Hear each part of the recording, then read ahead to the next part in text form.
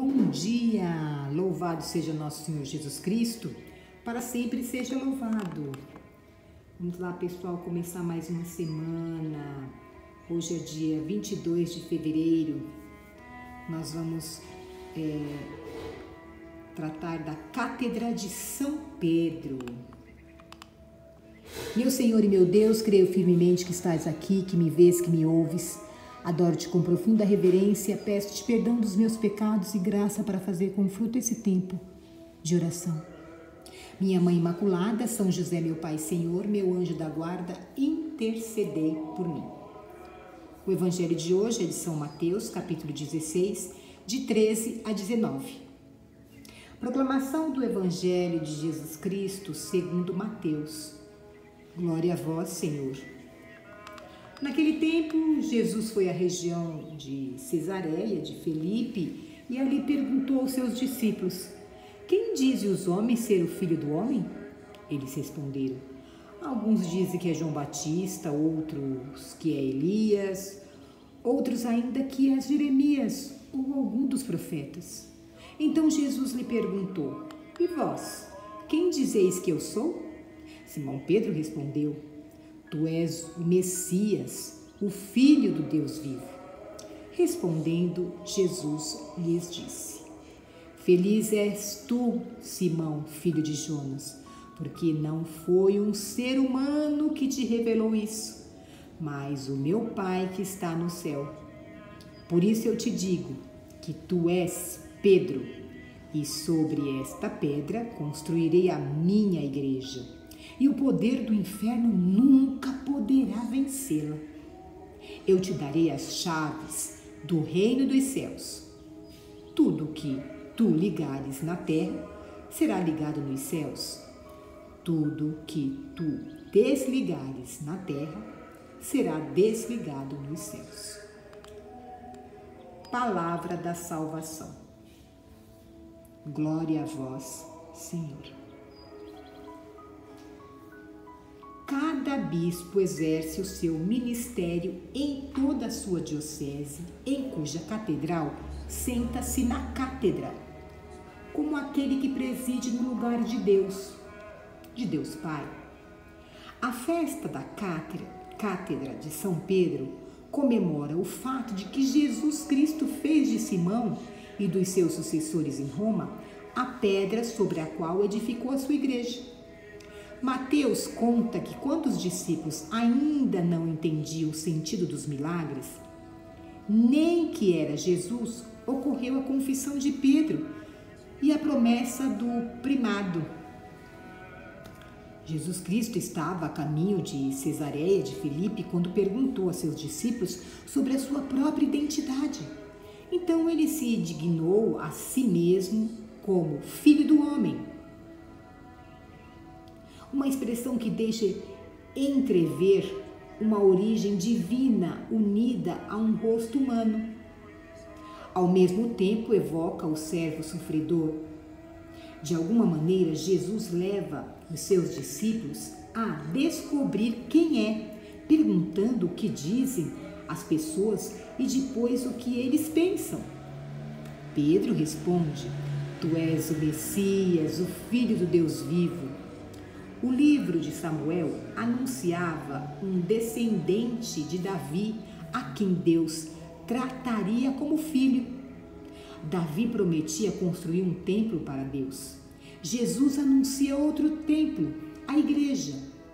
Feliz és tu, Simão Pedro, filho de Jonas, porque não foi um ser humano que te revelou isso, mas o meu Pai que está no céu.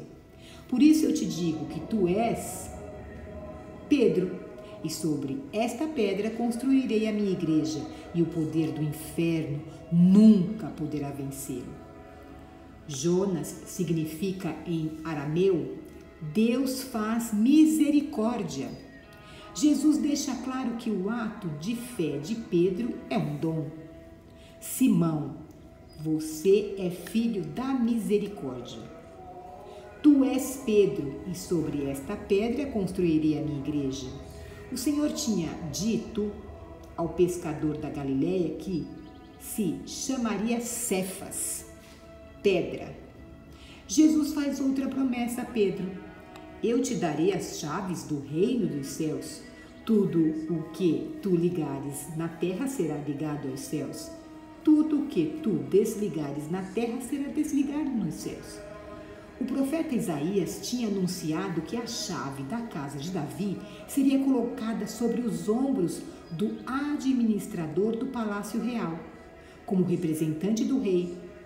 Todos os dias abria e fechava a vida administrativa do povoado.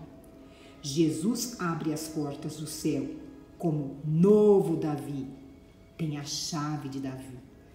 Depois do primado de Pedro, Mateus conta como os escribas e fariseus fechavam as portas do céu aos homens. O Senhor dá a Pedro e aos seus sucessores o poder de perdoar ou não os pecados.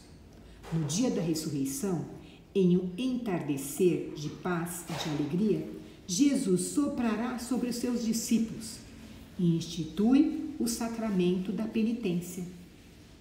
A promessa ocorre na fronteira com o mundo pagão, interpelado pela Universidade da Igreja. O Novo Testamento mostra como a compreensão do ministério petrino se desenvolve com a passagem do tempo. A partir de Roma, capital do Império e lugar do martírio de Pedro, o Espírito Santo impulsiona a evangelização das nações. Na Basílica de São Pedro, em Roma, o então Papa Bento XVI disse que a grande cátedra de bronze contém dentro dela uma cadeira em madeira do século IX, que foi considerada durante muito tempo a cátedra do apóstolo Pedro, e exprime a presença permanente do apóstolo no magistério dos seus sucessores.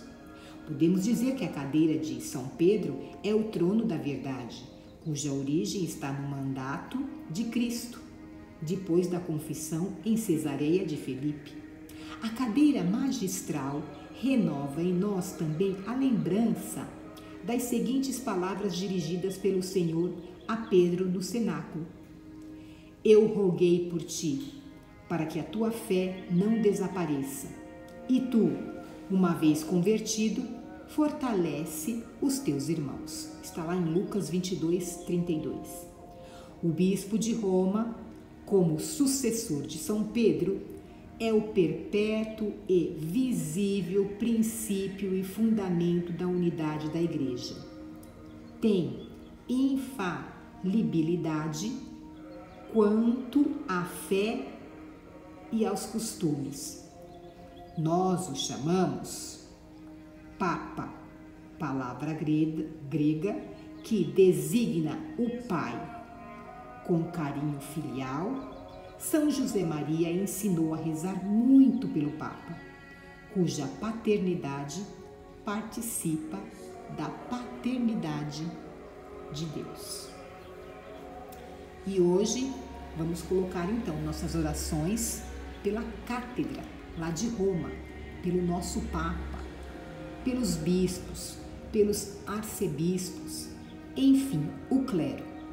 Rezemos por eles todos. Dou-te graças, meu Deus, pelos bons propósitos, afetos e inspirações que me comunicaste nesta meditação. Minha Mãe Imaculada, São José, meu Pai e Senhor, meu anjo da guarda, intercedei por mim. Obrigada por participar do Evangelho Diário em 10 minutos. Deus abençoe a cada um de nós. Nós estamos reunidos, vamos permanecer unidos com a graça de Deus. Em nome do Pai, do Filho e do Espírito Santo. Amém.